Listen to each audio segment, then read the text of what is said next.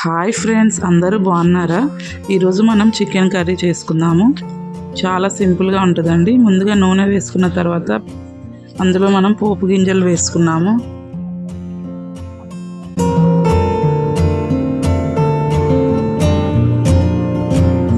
ఇప్పుడు కట్ చేసుకున్న ఉల్లిపాయలను ఇందులో వేసేసుకుందాము.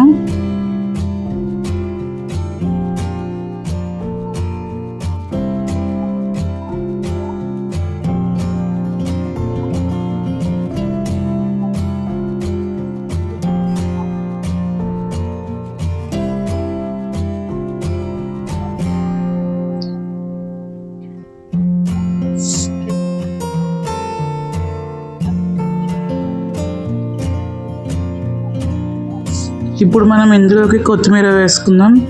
దీని తర్వాత కొంచెం అల్లం వేసుకుందాము. నెక్స్ట్ వచ్చేసి కొంచెం పసుపు వేసుకుందాము.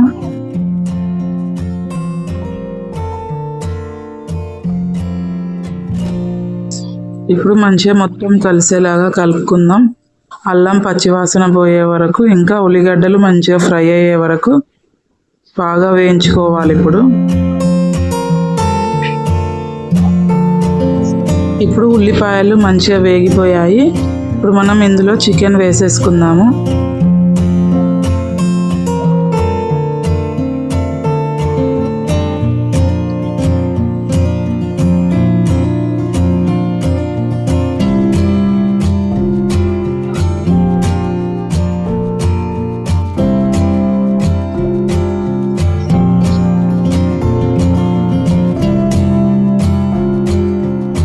ఇప్పుడు చికెన్ వేసుకున్న తర్వాత మొత్తం కలిసేలాగా కలుపుకుందాము.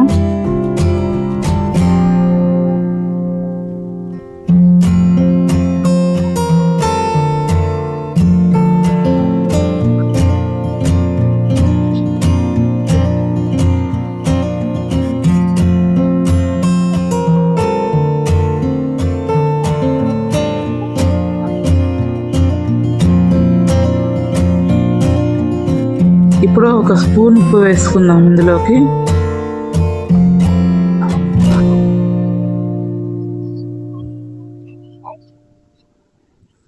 ఉప్పు మొత్తం చికెన్ ముక్కలకి పట్టేలాగా మంచిగా కలిపేసుకోవాలి.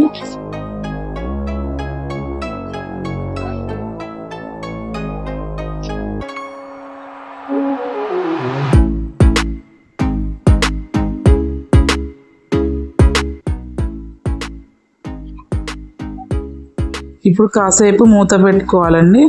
కొద్దిసేపు అయిన తర్వాత మూత తీసి చూస్తే మొత్తం వాటర్ వస్తున్నాయి చూడండి. చికెన్లో ఉన్న వాటర్ మొత్తం బయటకు వచ్చేసినాయి. ఈ వాటర్ మొత్తం పోయే వరకు చికెన్ని అలాగే ఉడకబెట్టుకోవాలి.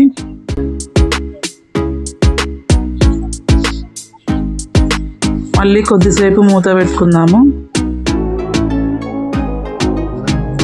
ఇప్పుడు చూడండి, చికెన్లో ఉన్న వాటర్ మొత్తం పోయి ఆయిల్ అనేది పైకి వచ్చేస్తుంది చూడండి.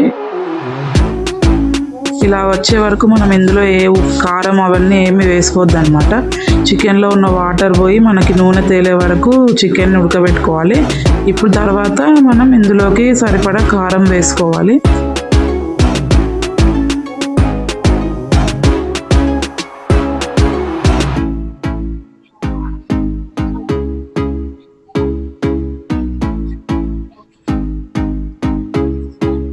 కారానికి తగ్గట్టుగా ఉప్పు వేసుకోవాలి.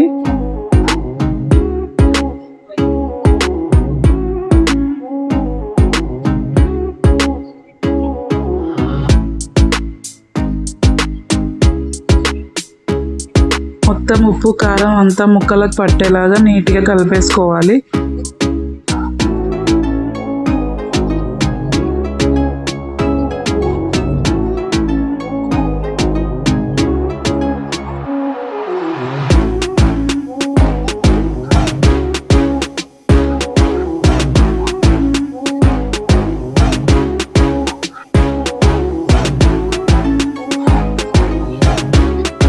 ఇలా ఉప్పు కారం కలుపుకున్న తర్వాత మనం కొద్దిసేపు మూత పెట్టి అలాగే ఉంచాలి. కాసేపు అయిన తర్వాత మూత తీసి మొత్తం కలిపేసుకోవాలండి, అడుగంటకుండా. మనం ఉప్పు కారం వేసుకున్న వెంటనే వాటర్ పోసేయొద్దు. కొద్దిసేపు ఉడికిన తర్వాత వాటర్ వేసుకోవాలండి. ఇప్పుడు వాటర్ వేసుకుంటున్నాను చూడండి. ఆల్రెడీ చికెన్ చాలా ఉడికిపోయింది, ఎందుకంటే మనం ఫస్ట్ వాటర్ అంతా పోయిందాక నూనె తేలేదాకా చికెన్ని ఉడకపెట్టాము కదా. ఇప్పుడు తొందరగా అయిపోతుందండి కర్రీ.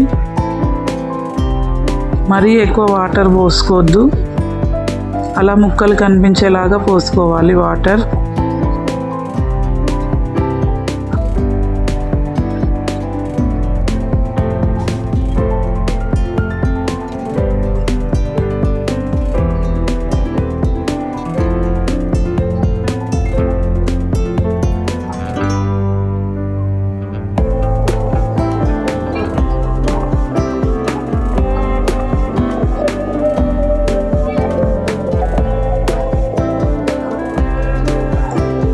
చూడండి, మనం పోసుకున్న వాటర్ ఇంకా తగ్గుతూ వస్తుంది.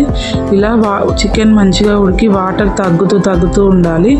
తగ్గినప్పుడు మనం దాంట్లో కావాల్సినవి వేసుకోవాలి. కాసేపు ఇప్పుడు మూత పెట్టుకుందాము. ఇప్పుడు మూత తీసేసి మనం ఒకసారి కలిపేసుకుందాము.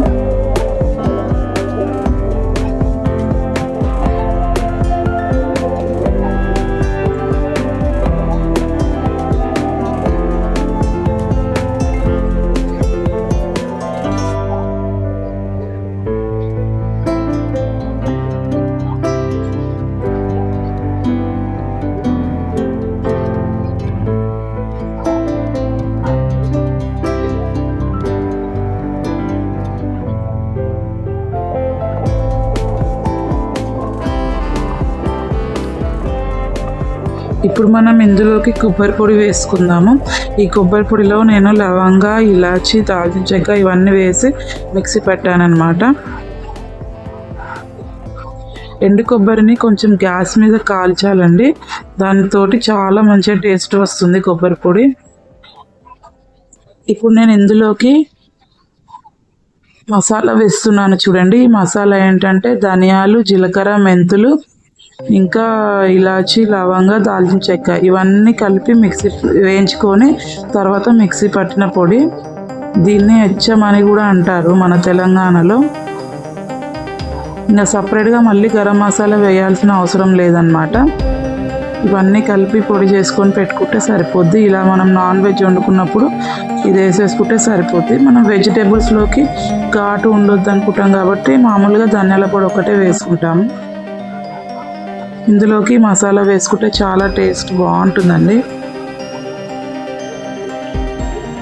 ఇప్పుడు లాస్ట్లోకి వచ్చేసాము. ఇలా నూనె తేలుతుంది చూడండి పైకి. Almost curry అయిపోయినట్టేనండి. ఓకే అండి, నా ఛానల్ని సబ్స్క్రైబ్ చేసుకునే వాళ్ళు సబ్స్క్రైబ్ చేసుకోండి, లైక్ చేయండి. మీరు లైక్ చేయడం వల్ల వీడియో ఇంకొంతమందికి షేర్ అవుతుంది.